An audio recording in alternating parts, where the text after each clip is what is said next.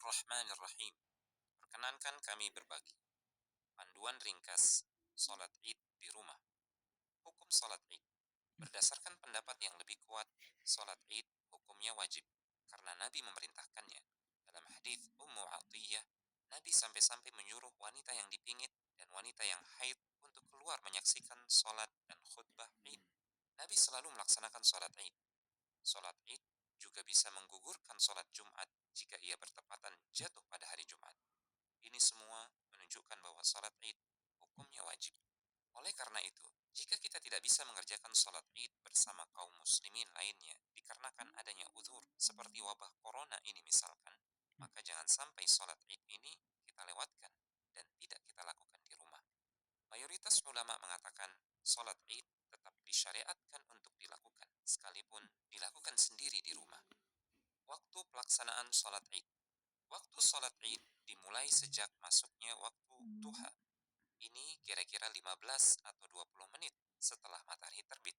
Waktu salat Id berakhir saat menjelang masuknya waktu zuhur. Tempat pelaksanaan salat Id. Disunnahkan melakukan salat Id di tanah lapang. Boleh juga dilakukan di masjid. Namun jika terjadi wabah, salat Id bisa dilakukan di rumah. Salat Id di rumah pernah dilakukan oleh sahabat yang mulia Anas bin Malik radhiyallahu ta'ala anhu bersama keluarga beliau. Ini juga yang menjadi pendapat Al-Imam Al-Bukhari rahimahullah. Jika boleh dilakukan di rumah, berarti boleh dilakukan di ruang keluarga, di teras, di garasi, dan boleh juga di halaman rumah. Yang penting tempatnya suci dan bersih dari najis. Amalan sebelum salat Id. Pertama, disunahkan untuk mandi sebelum salat Id, sebagaimana riwayat Ibnu Umar radhiyallahu ta'ala anhu. Dianjurkan juga untuk menggunakan wewangian dan pakaian terbaik yang dimiliki. Kedua, sebelum salat Id, disunahkan untuk memakan beberapa butir kurma, sejumlah bilangan ganjil, 3, 5, dan seterusnya.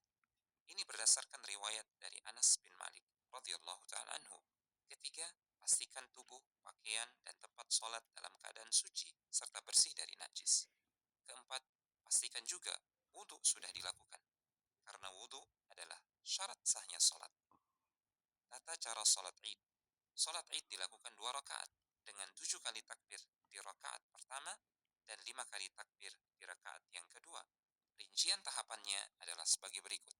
Pertama, menghadap ke arah kiblat, lalu berniat di dalam hati untuk melakukan sholat Idul Fitri atau Idul Adha. Niat ini cukup di dalam hati dan tidak perlu dilafazkan.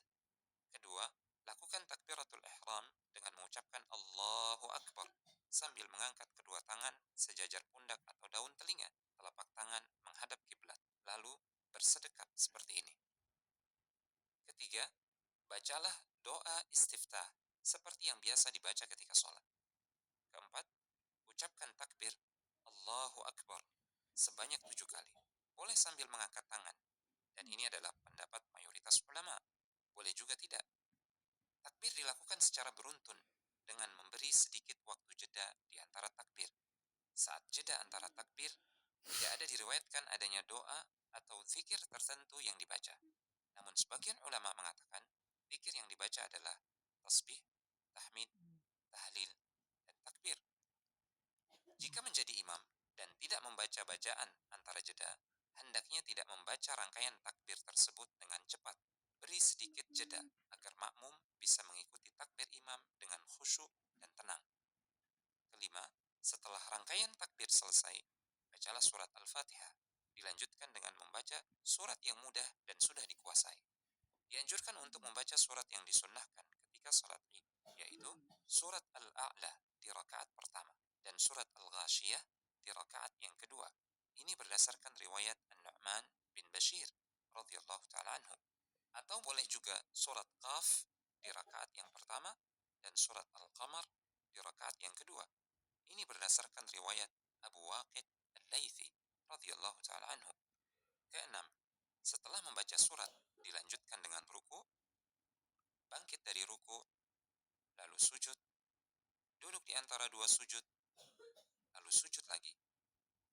Semuanya lengkap dengan bacaannya masing-masing, seperti ketika sholat biasa. Ketujuh, bangkit untuk melakukan rakaat kedua sambil mengucapkan takbiratul intiqal, Allahu Akbar. Kedelapan, selanjutnya berdiri untuk rakaat yang kedua, membaca 5 kali takbir, kemudian Al-Fatihah, dilanjutkan surat yang disunnahkan atau yang mudah, lalu ruku dan seterusnya sampai salam. Jika sholat id dilakukan di rumah, apakah tetap harus khutbah? Jawabannya, tidak harus. Karena Anas bin Malik radhiyallahu ta'ala anhu pernah melaksanakan sholat id di rumah bersama keluarga beliau dan tidak ada khutbah setelahnya. Demikian juga yang difatwakan oleh Al-Lajnah Ad-Daimah. Demikian panduan ringkas sholat id di rumah. Semoga Allah subhanahu wa ta'ala memberikan taufik dan semoga Allah tabaraka wa ta'ala memudahkan kita untuk mengamalkannya. تنصروا الله ينصركم ويثبت أقدامكم